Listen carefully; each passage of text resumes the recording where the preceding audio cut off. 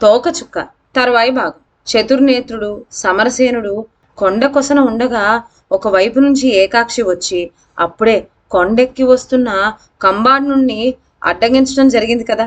అదే సమయాన సమరసేనుడు కుంభాండుణ్ణి ఎదుర్కొన్నాడు. కుంభాండు వెంట ఉన్న అటవికులు చాలా మంది మరణించారు. నెత్తురు వాసన పసికట్టిన తోడేళ్లు గుంపు వాళ్ళ మీదకు దూకింది. యుద్ధం మాని ప్రాణభయంతో అందరూ పారిపోసాగారు. ఇదంతా మనం క్రిందటి వారాల వీడియోల్లో విన్నాం కదా. తరువాత ఏం జరిగిందంటే సమరసేనుడు సైనికులు కొంత దూరం పరిగెత్తి ఆగారు. వారున్న చోటుకు కుంభాండు అనుచరులైన అటవికులు కేకలు వినబడుతున్నవి. వాళ్ళు తమ మాట మరిచి ప్రాణరక్షణకు అడవికేసి పారిపోతున్నారని సమరసేనుడు గ్రహించాడు. చతుర్నేత్రుడు ఏకాక్షి ఆ ప్రాంతంలో ఎక్కడ ఉన్నట్టు లేదు. తోడేళ్లు మాత్రం ఇంకా అరుస్తూనే ఉన్నాయి. అవి గాయపడి పారిపోలేకపోయినా అటవికుల్ని తింటున్నట్టు తెలుస్తూ ఉంది. అలసిపోయిన సైనికులతో పాటు సమరసేనుడు కూడా ఒక చెట్టు కింద విశ్రమించాడు. కుంభాండు కూడా ఆ ధనంతో ఉన్న నావను వశపరుచుకోవాలని గట్టి ప్రయత్నం ప్రారంభించాడని సమరసేనుడికి అర్థమైంది. ఇక ఇప్పుడు దానికోసం ఆరాటపడే వాళ్ళు నలుగురయ్యారన్నమాట. తను, కుంభాండు, ఏకాక్షి, చతుర్నేత్రుడు. అయితే ఈ ప్రయత్నంలో విజయం ఎవరికి లభ్యమయ్యేటట్టు? సమరసేనుడు ఇలాంటి ఆలోచనతో ఉండగా సైనికులు తమ ద్వీపానికి ఎప్పుడు తరలిపోదామా అన్న ఆతృతలో ఉన్నారు. వారికి ఆ ధనం మీద ఏమాత్రం ఆశ లేకపోగా అదే ఇన్ని ప్రమాదాలకు కారణమైందన్న కోపంతో ఉన్నారు. సేనాని, మనం ఈ ద్వీపాన్ని వదిలిపోవటం మంచిది. మీరు తగు ప్రయత్నాలు చేయండి అన్నాడు ఒక సైనికుడు. మా అందరి కోరిక అదే అన్నట్టుగా మిగతా సైనికులందరూ తలలు ఊపారు. అప్పుడు సమరసేనుడు సైనికులకేసి ఒక మారు చూసి తల పంకించి, ఈ ద్వీపాన్ని వదిలిపోవటం క్షేమమని ఎప్పుడో నిర్ణయించుకున్నాం. ఆ మాట పదే పదే అనుకున్నందువల్ల ప్రయోజనం ఏమీ లేదు. అసలు సంగతి ఈ ద్వీపాన్ని వదిలేందుకు ఉపాయం ఏమిటా అనేదే అన్నాడు. ఆ ఉపాయం ఏమిటో సైనికులకు తెలియదు. తమ రాజ్యం వెళ్ళిపోవాలన్న ఆరాటం తప్ప వెళ్లేందుకు మార్గం ఒక్కరికీ తెలియదు. తీరంలో ఉంచి వచ్చిన ఓడలు ఏ స్థితిలో ఉన్నాయో వారెరుగరు. పైగా ఏకాక్షి నుంచి కుంభాండు నుంచి ఏ ప్రమాదం కలగకుండా చూచుకోవాలి. వారి కంటబడకుండా తప్పించుకోవాలి. ఇదంత తేలికైన పని కాదని అందరికీ భయంగానే ఉంది. మనం ఇక్కడి నుంచి తప్పించుకునేందుకు చతుర్నేత్రుడు సాయపడలేడా అని ఒక సైనికుడు ప్రశ్నించాడు. అందుకు సమరసేనుడికి ఏమని జవాబు చెప్పాలో తెలిసిందే కాదు. తమను ఈ భయంకర ద్వీపం నుంచి తమ కుండలిని ద్వీపం చేర్చమని అతనెన్నడూ చతుర్నేత్రుణ్ణి అర్థించిందే లేదు. ఇలాంటిది చతుర్నేత్రుడికైనా సాధ్యమా అన్న అనుమానం కూడా అతడికి ఉంది. అందరూ ఇలాంటి ఆలోచనలో ఉండగా ఎక్కడి నుంచో రివ్వుమని ఒక బాణం వచ్చి సమరసేనుడు ఆను కూర్చున్న చెట్టుకు తాకింది. అది సరిగ్గా సమరసేనుడి తలకు ఒక అడుగు ఎత్తులో చెట్టు బొద్దకు గుచ్చుకుపోయింది. మరుక్షణంలోనే సమరసేనుడు గంతు వేసి లేస్తూ, చెట్లు చాటుకు తప్పుకోండి, కుంభాండు ఎక్కడో పొంచి ఉండి మన్ను హతమార్చాలని చూస్తున్నాడు అంటూ పరిగెత్తసాగాడు. సైనికులు కూడా అతన్ని అనుసరించారు. మరుక్షణంలోనే పట్టుకోండి, చంపండి అన్న కుంభాండు కేకలు వినిపించాయి. అటవికులు అడవి దద్దరిల్లేలా అరుస్తూ చెట్లు మాట నుంచి బయటకు రాసాగారు. సమరసేనుడు తను చాలా ప్రమాదంలో చిక్కుకున్నానని గ్రహించాడు. తన వెంట ఉన్న 5 సైనికులతో అన్ని వైపుల నుంచి చుట్టుముడుతూ ఉన్న అటవికులను ఎదుర్కోవటం క్షేమం కాదు. ప్రస్తుతానికి పారిపోవటమే ఉత్తమం అని నిర్ణయించుకున్నాడు.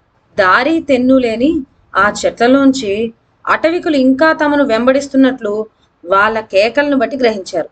ఇంకా మరికొంత దూరం పరిగెత్తడం కన్నా దావులో ఉన్న ఏ చీకటి గుహలోనో ప్రవేశించి ఆ రాత్రికి అక్కడ కాలం గడపడం మంచిది అనిపించింది సమరసేనుడికి. ఎదురుగా కనపడుతున్న గుహకేసి సమరసేనుడు పరీక్షగా చూస్తున్నంతలో సైనికులు తమ నాయకుడు ఆలోచన గ్రహించి అటుకేసి 4-5 అడుగులు వేశారు.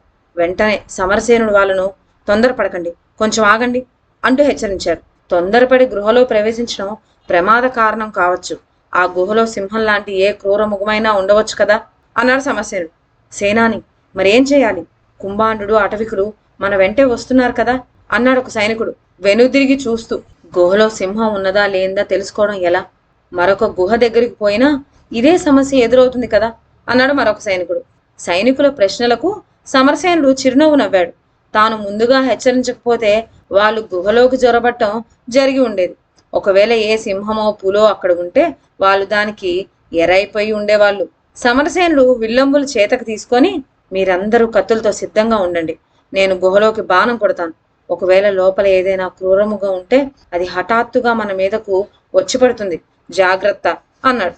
సైనికుల్ని ఇలా హెచ్చరించి సమరసేనుడు గుహలోకి బాణం వదిలాడు. మరుక్షణంలోనే సమరసేనుడు ఊహించినది సత్యమని రుజువైంది. భయంకరంగా గర్జిస్తూ ఒక సింహం గుహ బయటికి దూకింది. కత్తులతో సిద్ధంగా ఉన్న సైనికులు దాని మీదకు లంఘించారు.